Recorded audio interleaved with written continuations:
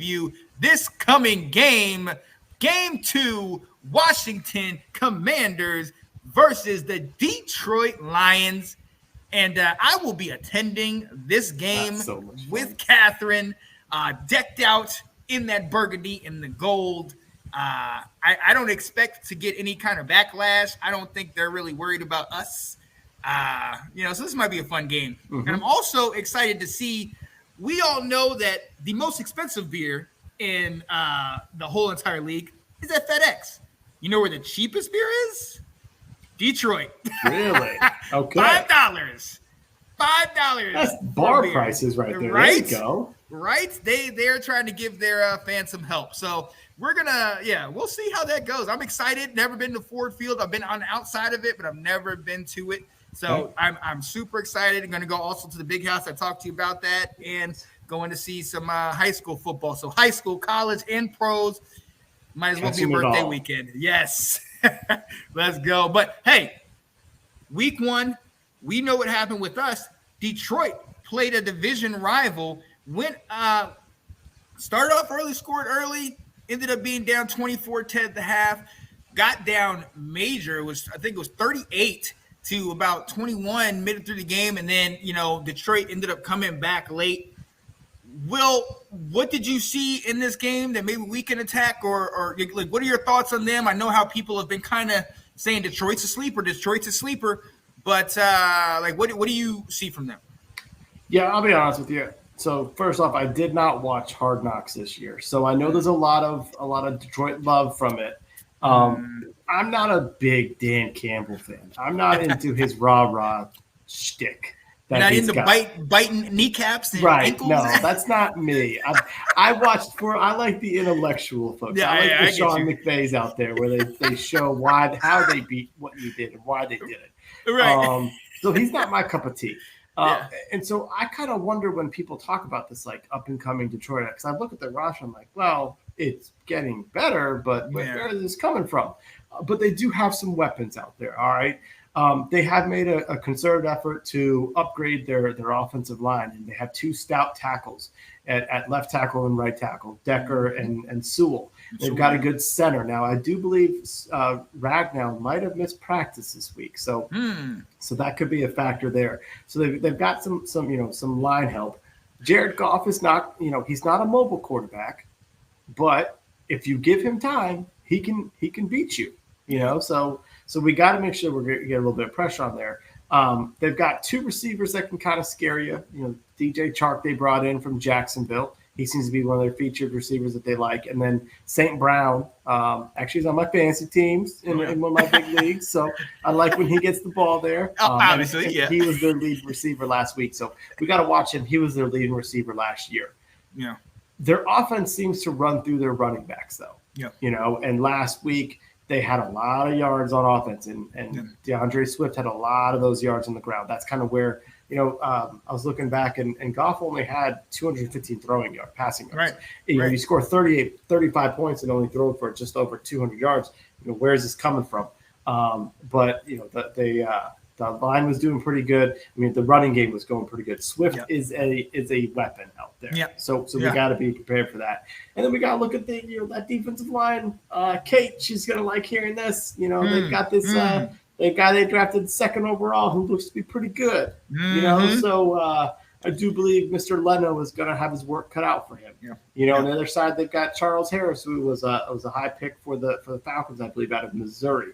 So they've got some defensive line players, but there are some areas that we're going to be able to exploit a little bit. So that's kind of a little preview of them.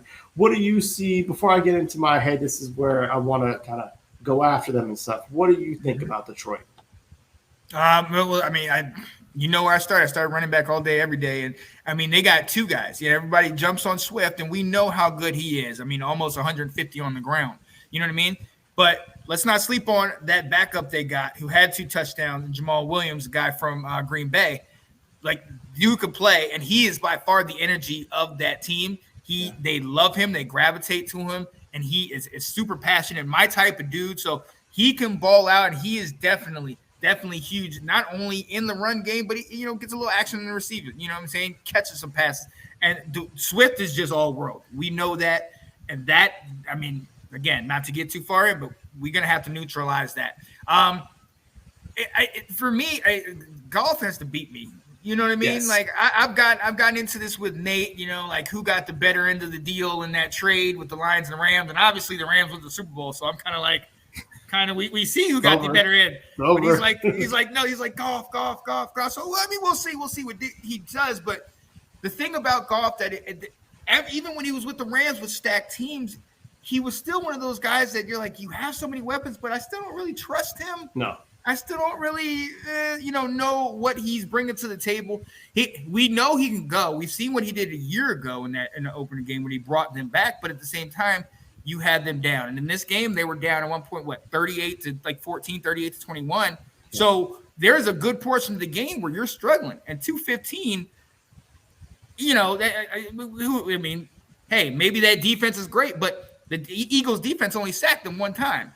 So, you know what I mean? What are you not doing, or what's going on? So I didn't dive into that one. Obviously, I was 100 into ours. That all that energy went to the ups and downs on ours. But from what I've seen from golf, man, I'm not impressed. But he can still play, and he's not somebody to be slept upon, right? Because of the fact that, like you said, St. Brown as wide receiver, Chark, Swift, Williams, they've got weapons, they've got a line, and this we know how we go back and forth with Detroit. Each time we play them, it's always a great game. For a while, we had their number when they came into town. But us going to Detroit, who knows? It'll be a different story. I think I saw we've lost 5 of 6 to Detroit recently. Yeah, and the time that the one win was when Jeff Driscoll was their quarterback. We beat him at FedEx. I was there. That was weak. Oh my goodness, I was there in that game. I think our starter was Dwayne. It was. Yeah. Sure. Because that was his first win. Yeah. When he was taking selfies with the crowd and missed the kneel down. Yes, that was the game. Okay, we went to that game, and I want to take all together. I took 8 people. And we sat in row 117, and we paid all together. I believe I paid $60. What? All together, all the tickets. And we sat close, and there was still seats in front of us. That you got to remember, that's the year where we were what? We were bad. 2-8. We started 0-4. Yeah. Right. We were terrible that year. Those tickets were literally $5. Wow. I'm not lying to you. Like, you could have sat goal line or 50-yard line or a front row right behind the cheerleaders and all our, when we had cheerleaders. You could have sat there for like $20. You know what I mean? It was crazy. Because that was a game. I took Cat too, and we're at that point it was field goals late, and I was like, oh, we're losing. Oh, you guys are gonna win. And she was like, nope. You guys, and it was just like back and forth. We just kept saying, "You're gonna win." No, you're gonna win. Like that. We were both really rough that year. So, look, Detroit recently has definitely potentially they have our number or whatnot. But new year, new identity. Let's see what we can bring. Let's challenge that defense. As you saw, Philly put up 38 on them. Yeah. And that says something. I'm still not 100% sold on Philly's offense, but. Let's see what we can do with this, man. Right. Philly really ran on them too. I mean, they got over 200 yards rushing, which Philly was the number 1 rushing team last year. So you got to also recognize that. But they put up some yards on Detroit's defense. They ran on them. AJ Brown gashed them. So you're right. They put up a lot. Right. So, So we know, ladies and gentlemen, we're going to have to figure something out, and we are going to. You don't have it? No, I don't have them. Do you have yours? I got mine. Okay. I got him. Ladies and gentlemen, you know what portion of the show it is. The key to victory. I love it. I do. We are going to give you our keys to victory. What we think Washington needs to do to secure win number 2 against the Detroit Lions. Well, I'm going to go first. My keys to victory, simple, to the point. Number 1, nothing gets behind us. We know they have threats in the running game, threats from their running backs in the passing game, as well as their wide receivers and TJ Hawkinson, one of the best tight ends in the league. We need to make sure that we are keeping everything in front of us. And if that means we got to bring nickels and corners and safeties down to cover the linebackers and the running backs, so be it. Because if we get gassed, if they run a wheel route, if they want to screen and it's them against one of our linebackers, I don't feel confident right now that our linebackers are going to be able to, keep pace, especially not with Swift. Swift, right. He's a baller. That's my first key to victory. Second, we have to have dedication to the run. I loved what we did a week ago where it's not the conventional running style. We're not I-form, wham, I-form, cross, buck, counter. We're doing, hey, get them out on the edge and let's get around the corner. Get them out, on a draw. Get them on a screen. Get them where you got guys, you're opening up the field and then you're actually moving. Do some misdirection and multiple people, not just one guy running the ball. That's a lot of problem I think Gibson had when it's just him. He's the bell cow. That wasn't his forte. You need to bring Samuel in there like we did last game. We need to bring McKissick, give him a couple touches. Gibson, give him a couple touches. Give a bunch of these guys a couple touches. So one, they're not tired. B, they're fresh. They're ready. Hey, and C, that'll keep the defense honest. If you got to have those linebackers and those safeties, those guys cheat up, that's how you're able to go over the top on them, which we've proved we can do. So, Will, what are your keys to victory this week? Yeah, so my first one is going to be, we keep saying the guys' names. I'm focusing on our run defense. We need to contain DeAndre Swift. So he didn't practice today. He's out with an ankle injury. So we'll see how that progresses or how that impacts him on Sunday. But he is a home run threat. And as you mentioned earlier, the defense on Sunday did get gashed at times. And so we need to shore that up. I'm hoping that with Cam Curl back, that will allow Holcomb and Davis to focus a little bit more on the run there, fill in holes, but also our safeties in there. We can't have Bobby McCain walking in there to make a play and getting scared and not lowering into somebody, making a play. We've got to have them fill in those holes, okay? That's my first one. Okay. Second one is the defensive matchups, okay? I saw on Sunday where Jamin Davis was covering Travis Etienne. And so did Jacksonville. Yeah. And they threw it to him, and he got a big play. All right. I'm hoping with Cam Curl back, that's going to allow us to basically play Curl and Forrest in those situations because their offense goes through Chark, Hawk, and then St. Brown. Yep. So we need to be checking those guys. You have Fuller going against DJ Chark.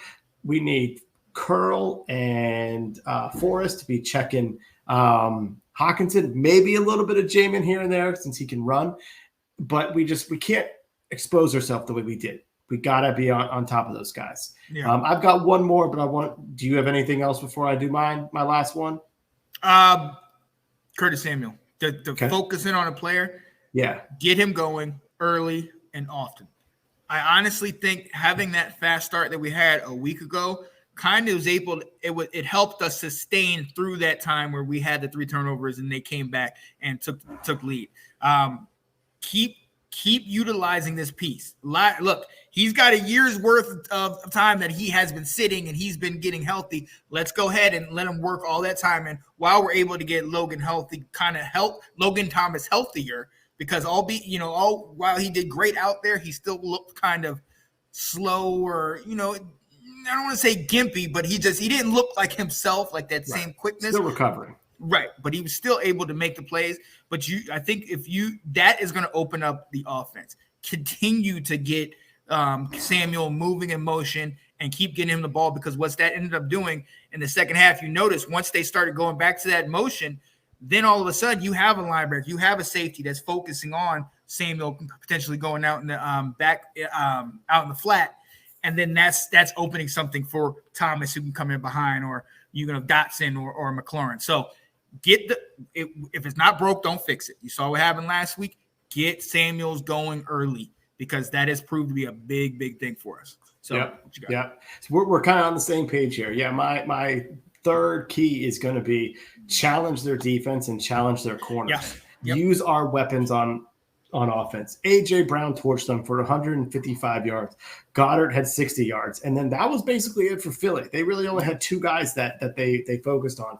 And I think we've got some weapons out there that we can confuse Detroit. Who's going to make this play today? So, not that impressed with their DB depth. So let's go after them.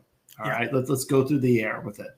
Yeah, let's take the top off that defense. And one thing we did not talk about, and I think you and I kind of talked about it, we went deep early, and I think that made those safeties and corners scoot back a little bit.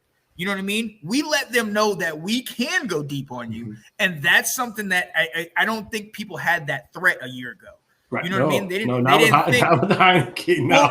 Right. So they didn't think that was possible, but now you have that threat, and with time, Carson can definitely take the top off. So let's do that. Take that shot early, even if it's incompletion. Set the tone. Exactly.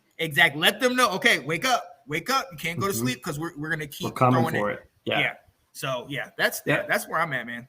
Oh yeah, absolutely, ladies and gentlemen. Yes, we are excited. We hope you are excited. Okay. We got score predictions, right? Oh yeah, good call. Yeah, including what we think about that line that they have out there. So the line is Detroit by 1.5 right now. Oh, they're picking Detroit here. So and then what they're saying about 48, 49 points total. So they're thinking we're going to put up some points. Both teams are going to put up some points. What do you think? What was it, 38-35 in this one? I'm going 34-24, Washington. Okay. Washington. Now, I should go back and be a little superstitious and pick against us, because when I picked against us the first time, we won. But I'm going to try to go on the analysis and just say, hey, we're going to win this one. No superstition. Put it out the window. What you got, man? Yeah, I think there's going to be some points scored here. I'm going to go 30-23 Washington. I think it's going to be the same situation where the opponent at the end of the game, I think it may take 4 quarters, but the opponent at the game is going to have to score a touchdown on us, and they're not going to. Oh yeah. I like that. Let's go 2-0, man. Let's go 2-0. Let's do that. Oh, I could dig that. And look, this is only beneficial for us because we go into this one, then we get 2 divisional. And 2 rematch games, one against Philly and one against Dallas. Yeah. No quarterback, Dallas. Right. So and I mean, next week's game, we don't want to look too far ahead, but I mean, it's at home and it's against his old team. Like, I mean, that's gonna be exciting. Talk about revenge games. You know what I mean? I mean, he had it in the week 1. Now we're gonna potentially get it again. Let's see what happens. Look, we're excited. There's reason for optimism. There's reason for us to be this way, but we're always going to give it to you straight, ladies and gentlemen. And we believe the way things are shaping up, the way that we played, if we're able to continue to play this and play a full game, because I think you can agree we played the first half, and then third quarter, probably actually, matter of fact, I won't even say the mid to end of second quarter through the third quarter, we kind of fell asleep and then came back in the fourth. So we got to play a full game, got to play complimentary football, and hey, bring that energy. And hey, I'll be there, guys. So if you need help, look. Yeah. Hey, that means we can't talk during the game, then. Look, I'll be on my phone. Okay. I'm here. Yeah. And then look, if you see somebody, get carried away, then you like, hey, Will, I took one for the team. Yeah. They were talking about us. But ladies and gentlemen, we appreciate you guys being here with us. Thanks for watching. If you like that clip, be sure to check out the other great content from the Let's Talk Football community. And as always, please like, subscribe, and hit that notification bell so you'll be notified when more great content like this becomes available.